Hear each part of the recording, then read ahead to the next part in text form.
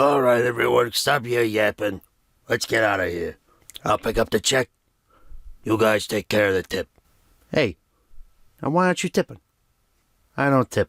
You don't tip? Nah, I don't believe in it. That's insane. You know, these YouTubers, they work so hard, they don't make much off of advertisements. YouTube takes 40% of their revenue every month. And you really think that that's my problem? Hey, who didn't tip the YouTuber making this HMR? It was Pink. Pink? Come on, cough up a buck, you cheap bastard. Alright, I will because Joe asked me to. But normally I would never do this. Thanks for the tip, Mr. Pink. Asshole. Hello everyone, welcome back to another installment of Home Media Reviews. This week starts our two-part mid-season finale here for Season 6 of this show. And the first part is on Reservoir Dogs, Quentin Tarantino's directorial debut. Let's not waste any time, let's jump right into the history section of Reservoir Dogs.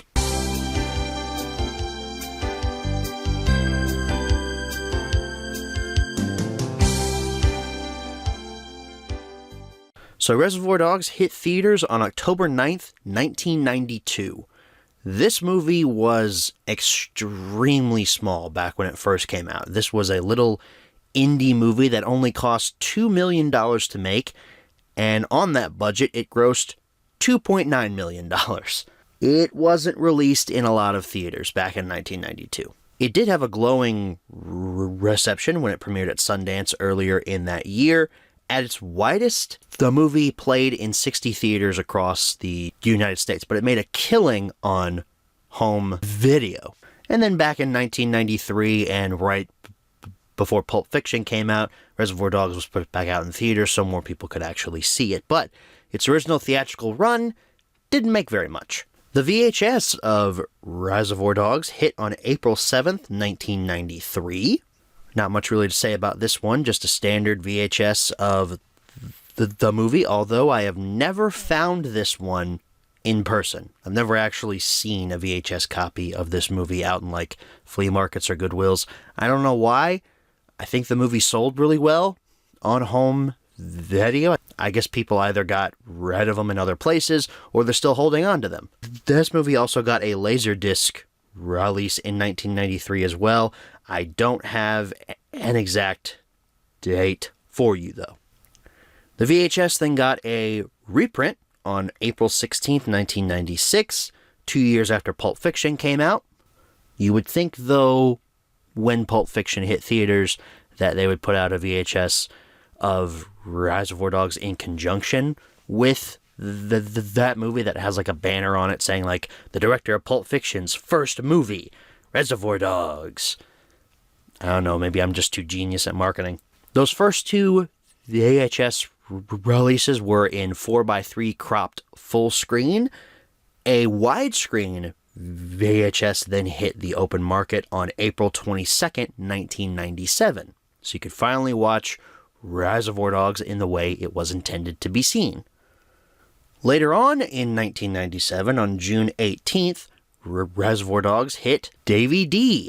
This was a really early DVD release and probably didn't look that good. I'm just guessing, though. I've never seen the 1997 transfer of this. In 2002, Reservoir Dogs celebrated its 10-year anniversary, and on August 27th, we got a huge slew of releases here. This is making me think like it's a modern-day film, because we got different cover variations.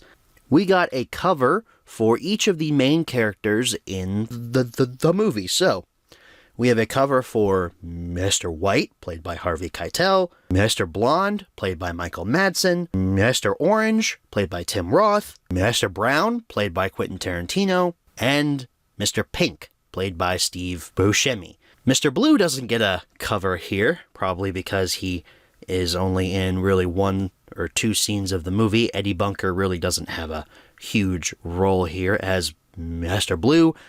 Joe also doesn't have a cover, and neither does Nice Guy Eddie.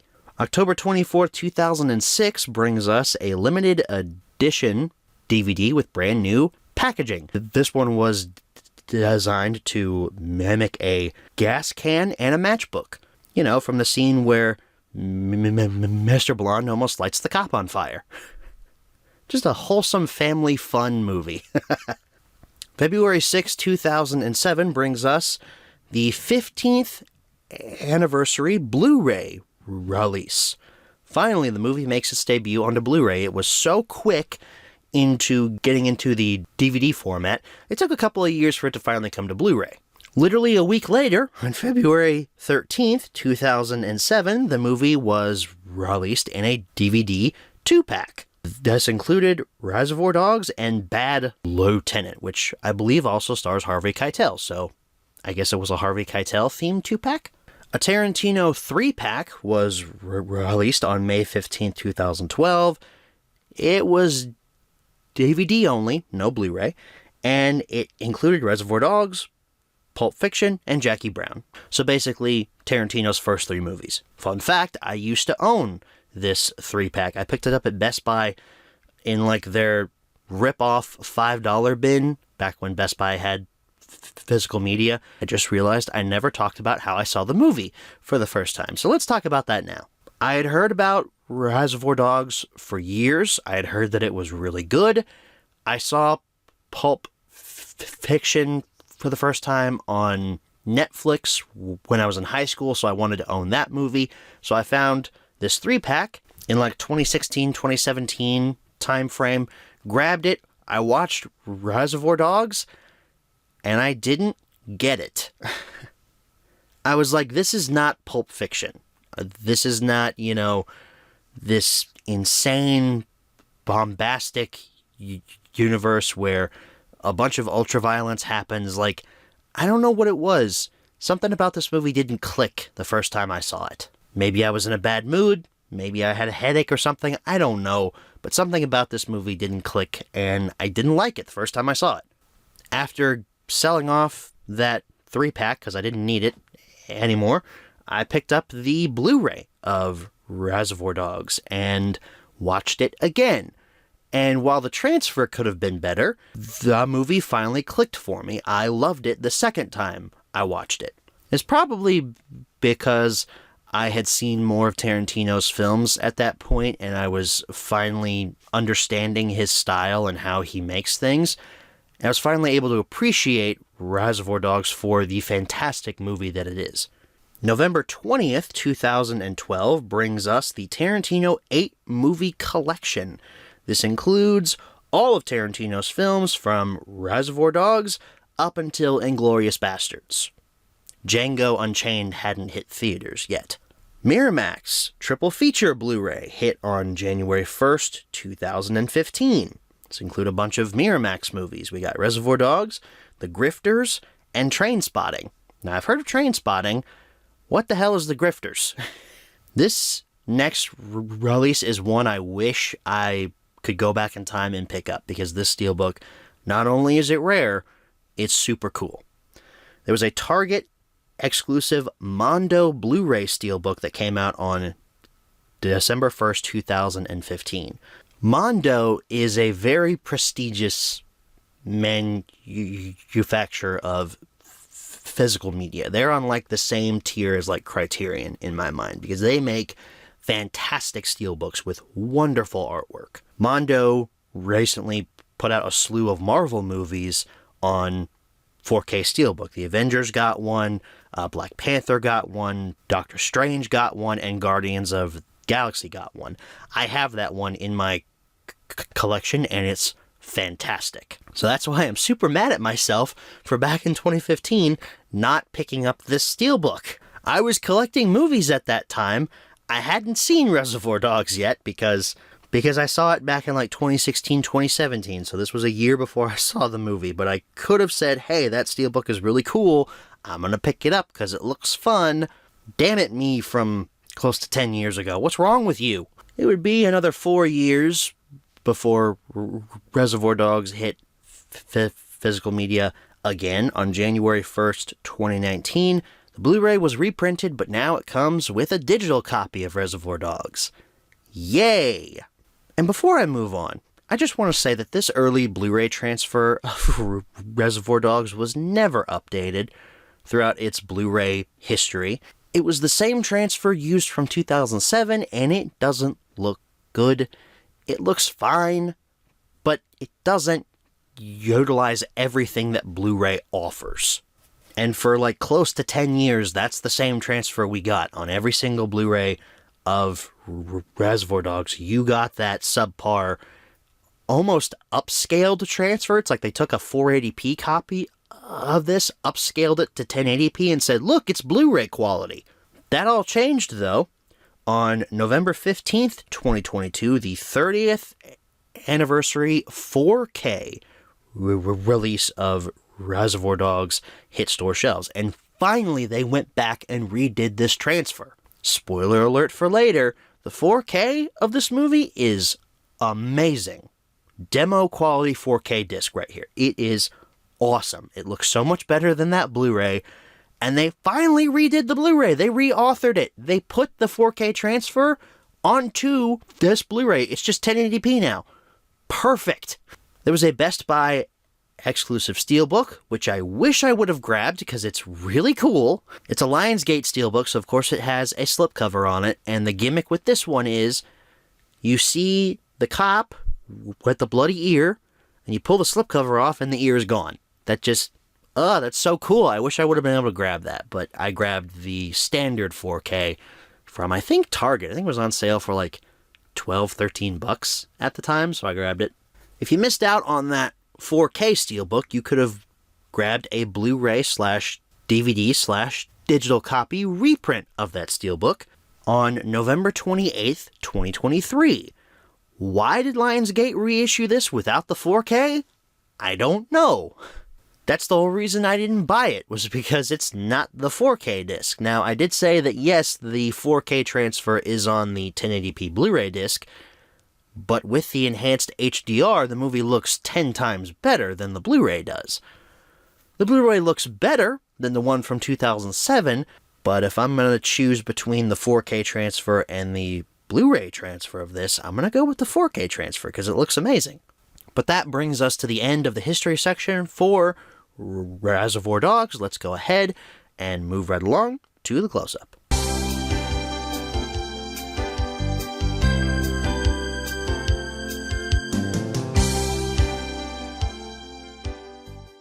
Alrighty everyone, here's your close-up look at Reservoir Dogs. This is the brand new 4K that came out just a few years ago. Up here at the top, 4K plus Blu-ray plus digital. There's your cast list there, a Quentin Tarantino film, Reservoir Dogs in a large font there, and then there's some of your dogs walking there on the front. There's Michael Madsen, Harvey Keitel, Steve Buscemi, Tim Roth, and Tarantino himself. That's taken from the opening scene of the film. This poster I go back and forth on. I like it, but I'm also kind of like, why couldn't you just use the theatrical poster art? I do like it, though. I like the red coloring to it. It just, damn, that logo is so big. The spine, same shot taken from the front. Reservoir Dogs, Ultra HD Blu-ray, Lionsgate logo.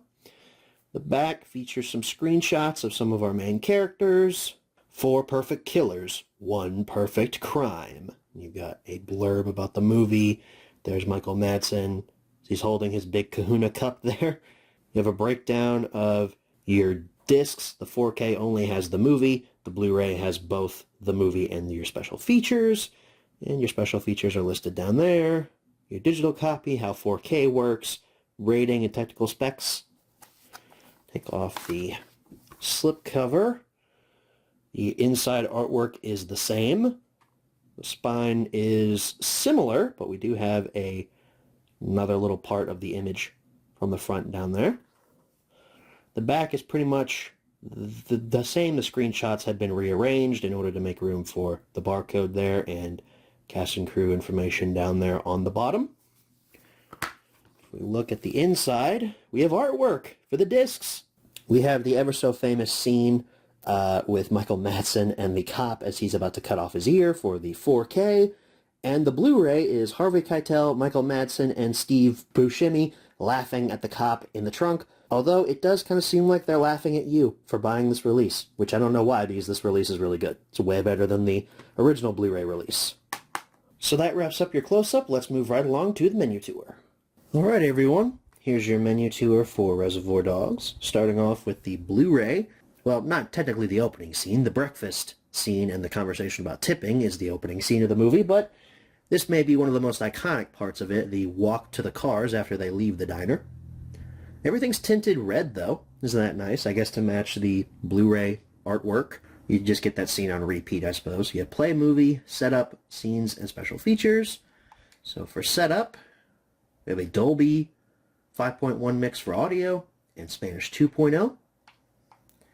For subtitles, Spanish, English SDH, and English. You know, for as long as I've been doing home media reviews, no one has told me what English SDH stands for. Someone in the comments tell me that. And now here is our scene menu. We get numbers and screenshots for each of the scenes. Scroll down to the bottom. Oh, I missed it. Hang on, gotta do it again. There we go, 16 scenes there.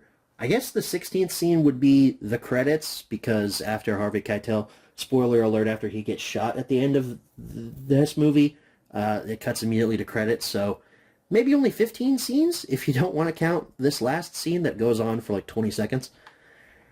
And your special features include your deleted scenes. There are all of them there. Ooh, I did not know those were on here. Cutting off the air, alternate take A and B. That's fun. Doing my job, no protection, and background check. And then playing it fast and loose. Profiling the Reservoir Dogs. And then this bookmarks tab. I still have no idea how that works. Okay, I promise I changed discs here. Here's the proof. Okay, now we're on the 4K menu here. The menu looks exactly the same. I'm gonna go ahead and assume that the only changes are for audio. Or no, we have the same audio tracks as on the Blu-ray. Okay, I thought this got a Dolby Atmos mix. That's a shame. Subtitles are the same as on the Blu-ray. Scenes more than likely are the same as the Blu-ray. Scroll all the way down. Yep. Well, I scrolled all the way down and then it got away from me. Yep, the same. Special features? Maybe? Only bookmarks. Okay, so the special features are not available on the 4K disc. They are only available on the Blu-ray, which makes sense because I'm looking at the back of the case. It literally says the 4K has only has the movie on it. And I think I said that during the close-up, so I don't know why I forgot that. So that wraps up your menu tour. Let's go ahead and head on back and answer the 5 main questions, as always. Alright, so we're back from the close-up. Now it's time to answer the 5 main questions, as always. Number 1. Where can you pick this product up? Online retailers. I haven't seen I never saw the reprinted steelbook of this back on store shelves when it first came out. The steelbook for this movie back in 2022 went extremely fast because it was fantastic.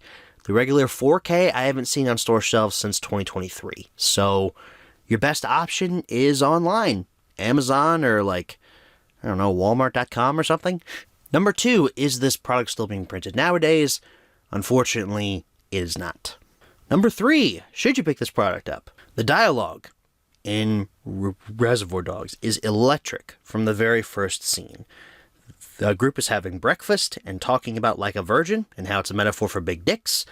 Tarantino's signature style of dialogue is present from shot number 1. It's a fantastic conversation. How many dicks is that?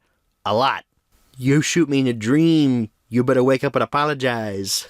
I mentioned this scene during my opening little skit there, but you don't tip? I don't know. I don't believe in it.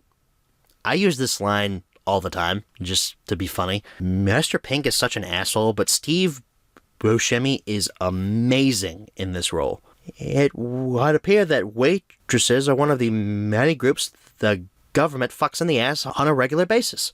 That hasn't changed. And if a certain someone gets elected into office, who may or may not be on the left side of the political spectrum, it will only get worse. The shots of all of our main characters leaving the diner are really good.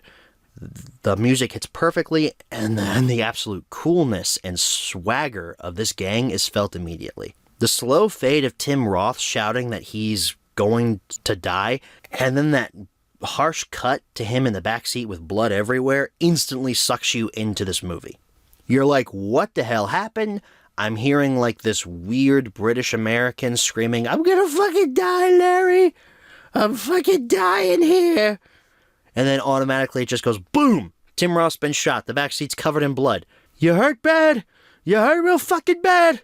But you ain't dying on me! I love the Harvey Keitel fatherly role that he plays to Tim Roth throughout that entire scene and throughout the entire movie. Mr. Pink is such an ass. I just have to keep reiterating that. But I love Buscemi in this role.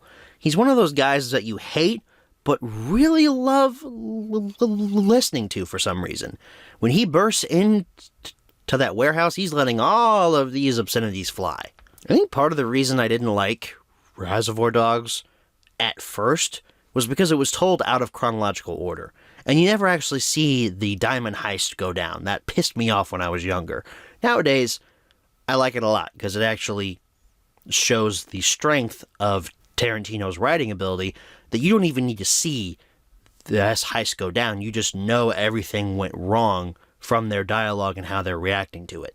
And if Reservoir Dogs was told in a straightforward manner, it wouldn't work as well as it does. And with the added aspect of us not knowing who these characters are and learning about them through these bits of dialogue, it keeps the audience's engagement high. It's also one of the major reasons why Pulp Fiction works so well told out of chronological order. But after Master Pink just bursts in and starts yelling obscenities, including a not-so-great word that we shouldn't use today, Michael Madsen, Mr. Blonde, makes his dramatic entrance after the iconic shot of Keitel and Buscemi pointing their guns at each other. Pretty sure everybody in college had that poster up in their dorm room at some point. Madsen is really good in this movie, just like everyone else. He's got this intensity behind his eyes that he brings to every scene. You're not really sure what he's going to do. Are you going to bark all day, little doggy? Or are you going to bite? He makes an immediate statement by stopping for a burger and drinking that soda up against that pole. Like, oh, wow, you just killed a bunch of people and you stopped for fast food on the way here? What? Did you forget your fries with that soda? No, I had those already. Probably the most iconic scene from this movie is the torture scene with the cop that Madsen has thrown into the back of his trunk. And the dance number that he gives is fantastic with the earworm of Stuck in the Middle with You. It just, wow. What a fantastic scene. I also think that part of the reason I didn't like this movie so much was because of a show called The Middle. Did you guys ever see that show? It was a really popular sitcom over on ABC. Ran for like 9 seasons. It's a really good show if you haven't seen it. But there's an episode in that show where the two main characters, Frankie and Mike, are talking about one of their first dates, and Mike took Frankie to go see Reservoir Dogs. Mike loved it, Frankie didn't like it, and the way that they talk about it, Frankie makes it seem like this movie is just ultra violent. Like, she talks about how there's like gallons of blood. I'll play part of the scene here for you. Just take a listen. Like, when I started dating your dad, he took me to this disgusting movie where a guy cuts the cop's ear off. But he was cute, so I kept dating him. Hang on, you're talking about Reservoir Dogs? You loved Reservoir Dogs. No, I didn't. You really didn't like Reservoir Dogs? What part of it didn't you like? Oh, I don't know, maybe the gallons of blood? That's what made it cool! And after hearing Reservoir Dogs described as that, I was like, damn, this movie's going to be like Pulp Fiction 2.0. And no, it's way more subtle than that. There is a lot of blood. There's just not a lot of, I don't know, like, explosions of blood. Like, I wanted Reservoir Dogs to be like Django Unchained, like blood balloons bursting out of people when they got shot. Here, it's way more subtle. Yeah, there is a lot of blood to be seen on screen, especially as Tim Roth is bleeding out on the warehouse floor, but it's way more subtle than just, hey, I'm going to shoot you. Bang, look, it's a blood tornado. That works in Django, it wouldn't work here, though.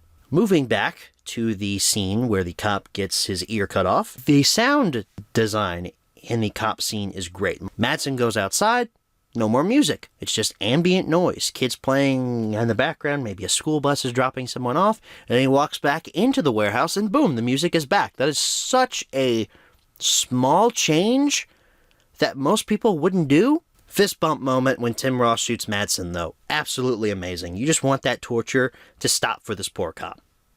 The makeup effects on Roth are really good, too. They make him paler and paler as this movie goes on, like he's actually losing all that blood.